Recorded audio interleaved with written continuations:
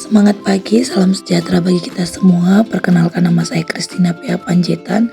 Saya dari UPTS PPSD Negeri 10 2001 Gunung Muria, Kecamatan Gunung Muria, Kabupaten Deli Serdang.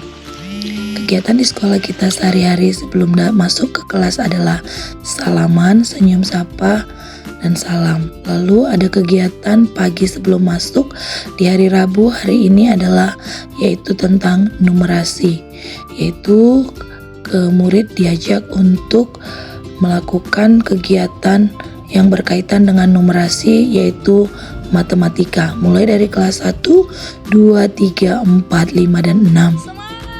Setelah kegiatan numerasi berlangsung, lalu murid masuk ke kelas masing-masing.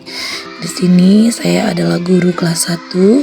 Setiap sebelum pembelajaran masuk ke kelas, saya akan selalu menyapa murid-murid dengan ucapan semangat pagi dan menanyakan kabar.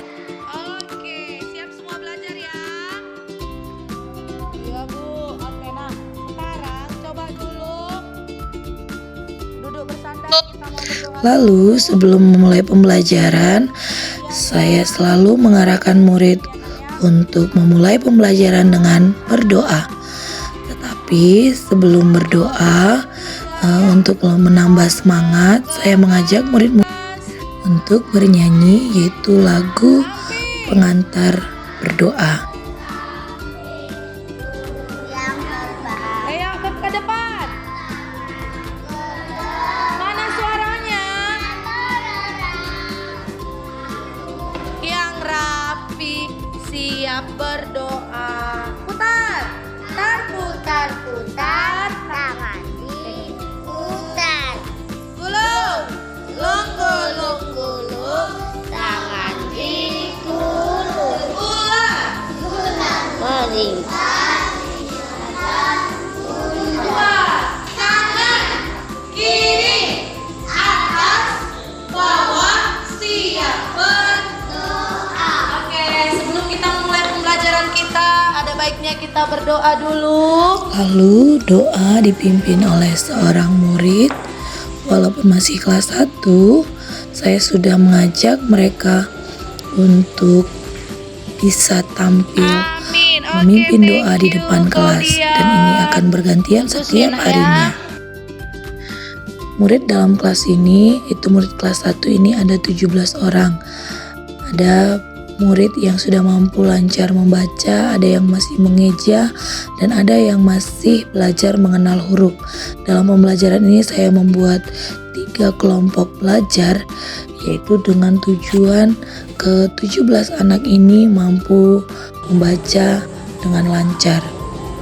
Sebelum memulai pembelajaran, saya selalu menugaskan murid satu-satu ke depan untuk membaca. Jadi, setiap paginya mereka akan melakukan kegiatan literasi sebelum pembelajaran. Karena saya yakini ketika membaca itu selalu diasah, diulang-ulang, maka itu akan mempermudah murid untuk mampu lancar membaca. Ketika mereka membaca apa yang telah mereka baca di rumah, diulang dibaca di sekolah, itu akan lebih mempermudah mereka untuk dapat membaca dengan lancar. Nah, untuk beberapa siswa dari 17 orang murid saya, ada 5 anak yang belum mengenal huruf, ada juga yang sudah mengenal beberapa huruf. Mereka saya kelompokkan dan saya bawa mereka ke ruang kantor guru, di mana di kantor guru ada TV pintar, dan TV pintar ini membantu saya untuk mengajar kelima anak ini mengenal huruf. Melalui TV pintar ini, anak-anak lebih mudah memahami untuk mengenal huruf. Sebelumnya saya juga sudah melakukan usaha untuk kelima murid ini dan juga ke 17 orang murid. Jadi di awal masuk sekolah, murid kelas 1 itu kita usahakan untuk bisa membaca, berhitung, dan menulis.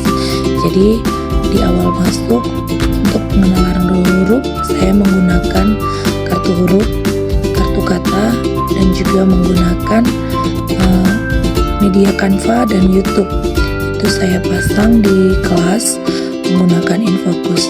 Nah, karena tinggal 5 orang murid saya yang belum mampu mengenal huruf, saya memisahkan kelima murid saya ini saya membawanya ke kantor guru, dan di sini saya mengajari mereka dengan menggunakan TV pintar. Setelah saya memberikan tugas murid saya di dalam kelas, saya efektifkan, lalu saya sebentar ke ruangan ini membawa murid saya yang 5 ini untuk belajar khusus di sini agar mereka lebih fokus dan mereka bisa sama-sama belajar untuk mengenal huruf. Nah, setelah selesai saya mengkondusifkan di sini, saya kembali ke kelas. Jadi saya rasa ini lebih efektif daripada saya menggabung murid-murid saya belajar di mana dengan keterbatasan kelima murid saya yang belum mengenal huruf ini, maka tidak ada gunanya mereka mengikuti pembelajaran di kelas dengan teman-teman mereka yang sudah mengenal huruf, bahkan sudah bisa membaca dan bisa menjawab pertanyaan.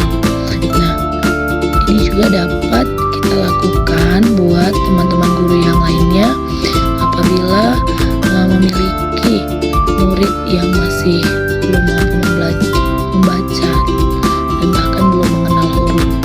Hal ini sedang saya uji ataupun sedang saya teliti apakah ini mampu membantu, dan saya rasa mungkin ini mampu membantu karena dengan menggunakan IT, dengan menggunakan hal-hal yang masih dekat dengan murid-murid yaitu IT, karena anak-anak sekarang jauh lebih mudah memahami dengan menggunakan IT. Contohnya saja anak-anak lebih gemar menggunakan gadget daripada membaca buku.